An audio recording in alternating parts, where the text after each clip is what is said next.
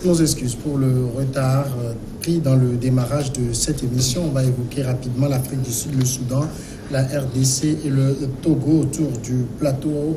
Credo Tété, directeur de publication de Le Médium. Bonsoir Credo. Bonsoir Samuel et bonsoir Adam. Alain Madjonou, Vision d'Afrique, bonsoir. Bonsoir Samuel, bonsoir téléspectateurs et téléspectatrices de Niveau. Ambroise Ponjo ne pourra pas assister ce soir en tout cas à l'émission. On va commencer tout de suite avec l'Afrique du Sud. L'ancien président sud-africain Jacob Zuma a affirmé vendredi qu'il a dû vendre sa chemise pour payer les avocats qui le défendent dans le procès pour corruption qui le menace, reprochant à l'État et ses accusateurs de vouloir sa ruine. J'ai dû vendre ma chemise pour payer mes honoraires. Ils ne veulent pas que j'aie des avocats. Ils se liguent contre moi, mais je ne vais pas pleurer. Je n'ai peur de rien, a lancé M. Zuma à sa sortie du tribunal de Pietermaritzburg. L'ex-chef de l'État est accusé d'avoir touché 4 millions de rands, soit 260 000 euros de pots de vin du groupe français de défense Thales à la faveur d'un contrat d'armement de près de 4 milliards d'euros conclu en 1999. Les deux parties ont toujours nié ces allégations. Est-ce que Zuma essaie de jouer dans le sentiment? Non seulement dans le sentiment, mais je dirais qu'il est en train de se servir d'une image, l'image de cette vente de cette chemise pour dire qu'en fait, si on l'accuse de corruption, si réellement il était coupable de ce qu'on le reproche, donc il n'allait pas se démerder. L'expression vendre sa chemise, donc ce n'est pas qu'il a vendu sa chemise, mais c'est une expression imagée pour dire que je me démerde, je n'ai pas les moyens, je me démerde même à payer mes avocats. Donc c'est dire que monsieur Jacob Zuma est en train de jouer sur la sensibilité des Sud-Africains pour leur dire: réellement, je ne suis pas comptable ou bien coupable de ce qu'on me reproche. Si je l'étais, donc je n'allais pas éprouver même des peines avant de satisfaire mes avocats qui me défendent. Donc c'est dire que tout ce qu'on me reproche, je ne le reconnais pas, je ne l'ai pas fait. Donc au-delà du jeu de sentiments, mais il est en train de toucher même la sensibilité des Sud-Africains. Donc parce que en le disant, il est en train d'aller également dans la logique, mais dans le champ du populisme, parce qu'il veut démontrer au peuple sud-africain qu'il n'est pas coupable, il n'est pas responsable de ce qu'on lui reproche. Oui, c'est une approche pour réellement se dédouaner des faits qui lui sont reprochés aujourd'hui.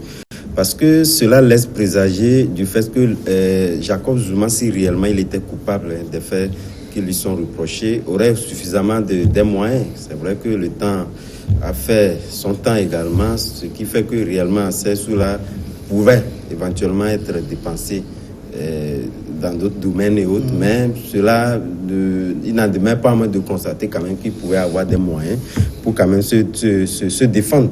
Cela montre également de l'acharnement, parce que je crois que au-delà du fait que on peut lui reprocher un certain nombre de choses, parce que c'est pas parce qu'on est un chef d'État qu'on a quand même la latitude, parce que cela laisse présager également l'idée du fait que lorsqu'on est chef d'État, on n'a pas de suite droit, ou du moins on n'est pas quand même laissé, on peut quand même pas s'adonner à tout.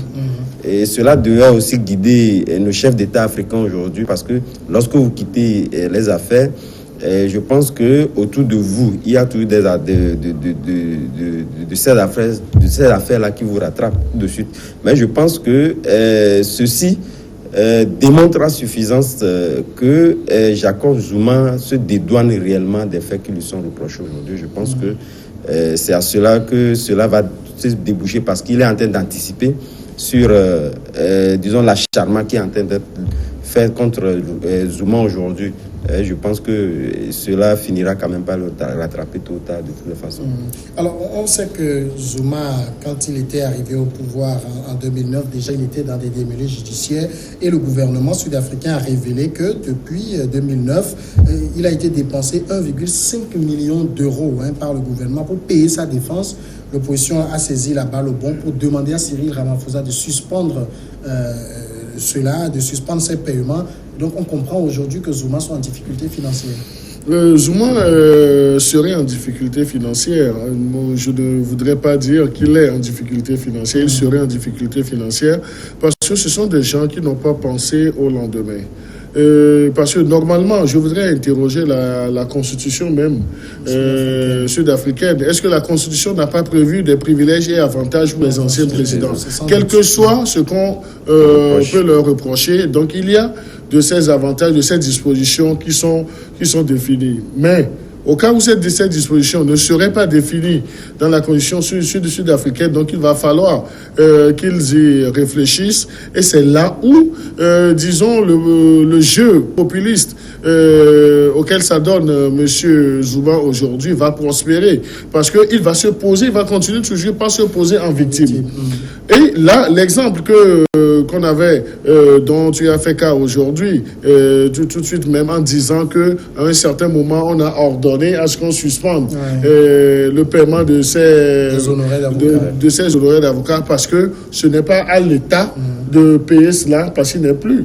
Même s'il était dans le feu de l'action, il était toujours président et autres là. Ce n'était pas à l'État de supporter ces charges-là parce qu'il a pris il a pris les avocats pour essayer de redorer son image. Donc, il devait payer ses avocats de sa propre poche. Maintenant, ayant abusé des avantages d'un chef d'État en fonction, donc aujourd'hui, qu'il ne l'est plus. Donc, il est aujourd'hui livré à lui-même. Donc, moi, je crois, il est en train de jouer à un théâtre. Un théâtre qui veut toucher la sensibilité des populations qui vont dire, en fait, le gars n'a rien, tout ce dont vous l'accusez, s'il avait fait réellement, donc il ne serait pas dans cette posture-là. Donc, je crois que c'est l'ultime stratégie de défense qui lui reste parce qu'il sait que de report en report, cela ne fait que augmenter les honoraires des avocats.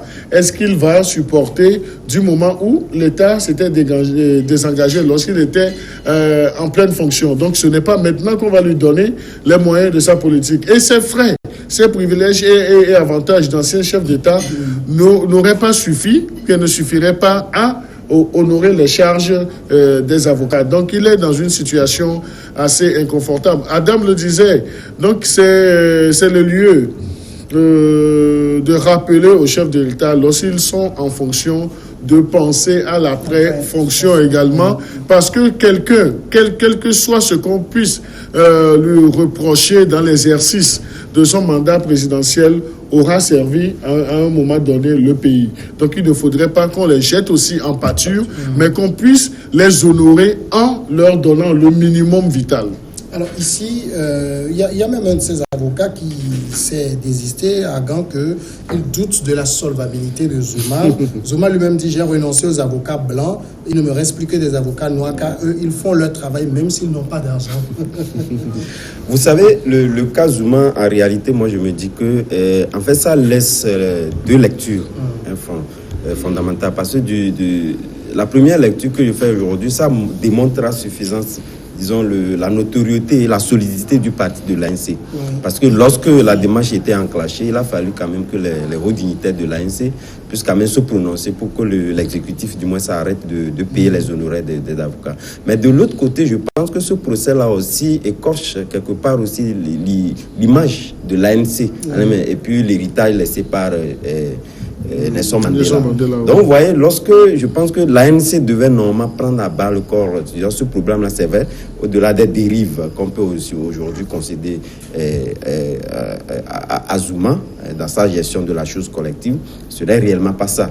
Mais au-delà de tout, lorsque vous laissez quand même un ancien président, un président de l'ANC, comme ça en pâture, vous n'arrivez réellement pas à dire, jusqu'à la personne aujourd'hui évoque le fait qu'il a vendu quand même ses habits pour payer ses avocats. Je pense que ça ne fait pas vraiment bonne image au niveau de l'ANC qui est aujourd'hui solide. Aujourd'hui, c'est vrai qu'il y a un président d'à côté qui disait aujourd'hui qu'il fallait quand même que l'Afrique en arrive, disons, au chemin Afrique du Sud dans les organisations de partis politiques parce qu'on ne peut pas toujours continuer à faire en sorte qu'on n'ait pas des partis solides qui puissent quand même régenter en fait la politique d'un pays. Et ça, c'est fondamental. Mais au-delà de tout, je pense que nos chefs d'État, parce que l'image ou disons la vie de Zuma est intrinsèquement liée à la vie de l'ANC pour toujours. Et donc je pense qu'il faudrait quand même repenser la chose autrement et pour que l'ANC quand même prenne le devant de la scène pour quand même arriver, si même Jacob Zuma devait couper d'un certain nombre de choses. Il ne faut pas quand même qu'on arrive quand même aux extrêmes, parce que ici nous sommes aux extrêmes, la personne, quand les avocats se désistent et que le parti laisse quand même un président qui a régenté le pays pendant un certain nombre de temps, comme ça en partie, je pense que c'est mauvais. Non, mais moi je dirais, pour abonder dans le même sens que mon confrère, pour dire qu'en fait, la partie civile, ou bien la première partie civile qui est en train de faire le procès à M. Zuma, c'est son propre parti. C'est son propre parti, l'ANC. Parce qu'ils l'ont jeté en pâture, donc ils l'ont abandonné. Donc aujourd'hui, on ne peut pas comprendre qu'un ancien leader de ce parti ait autant de difficultés jusqu'à aller sur la place publique pour raconter des choses. Donc on comprend aisément que le parti ANC en Afrique du Sud est un parti composé de réseaux. Et les réseaux se font la guerre. Et aujourd'hui, le positionnement de M. Jacob Zuma par rapport à l'esprit des réseaux ne l'avantage pas. Et là, le réseau dans lequel il était se trouve aujourd'hui affaibli et il y a d'autres réseaux qui ont pris de l'ascendance. Donc cette prise d'ascendance-là n'a fait que fragiliser monsieur Jacob Zuma davantage au sein de son propre parti. Mais il avait aussi qu'à bien se tenir quand il était aux affaires. Quand il était aux affaires, des réseaux ont mangé. Mais est-ce que tous les réseaux avaient trouvé leur part? Parce que quand il était là, c'est vrai, donc il a servi. Ou bien il a permis à des gens de son parti, l'ANC, de se mettre à l'aise. Mais est-ce que tous les réseaux ont trouvé leur part? Donc je dis non.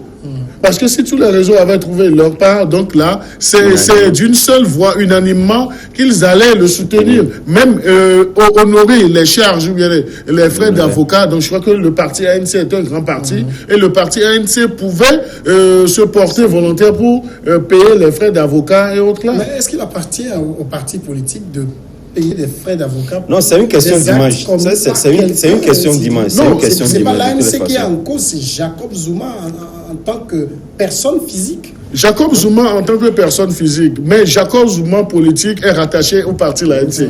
Donc là, c'est le Jacob Zuma politique qu'on attaque prioritairement. C'est l'homme politique. Pour des faits qui ne sont en rien liés à la politique. Pour des faits qui ne sont... Corruption, enfin, en tout cas essentiellement de la corruption. Oui. Non, la corruption, mais la corruption se trouve dans quel champ? Mais la corruption est toujours rattachée, disons, à l'image que M. Jacob Zuma avait. Donc l'image là, donc le premier réflexe qu'on doit avoir, c'est que Jacob Zuma, en tant qu'entité physique ou bien entité personnelle, existe, mais n'existerait pas tant devant Jacob Zuma comme homme politique. Donc c'est l'homme politique qui est toujours visé, parce que vous savez, en politique, on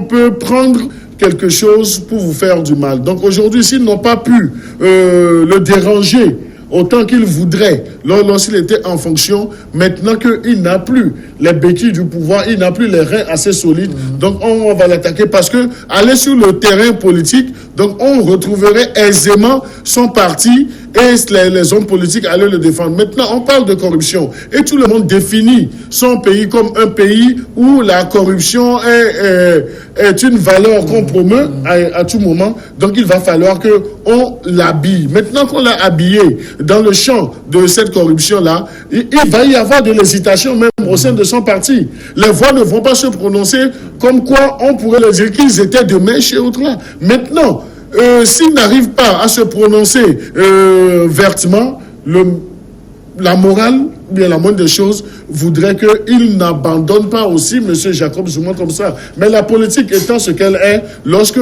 même ton meilleur allié a des problèmes, donc si aller dans le champ, dans le vocabulaire de la corruption, ça fait peur à tout le monde. Aller avec M. Jacob Zuma, s'afficher avec Jacob Zuma aujourd'hui, donc on va dire que toi aussi tu connais un peu de ce problème de corruption. On va aller à la pause et on revient après le journal.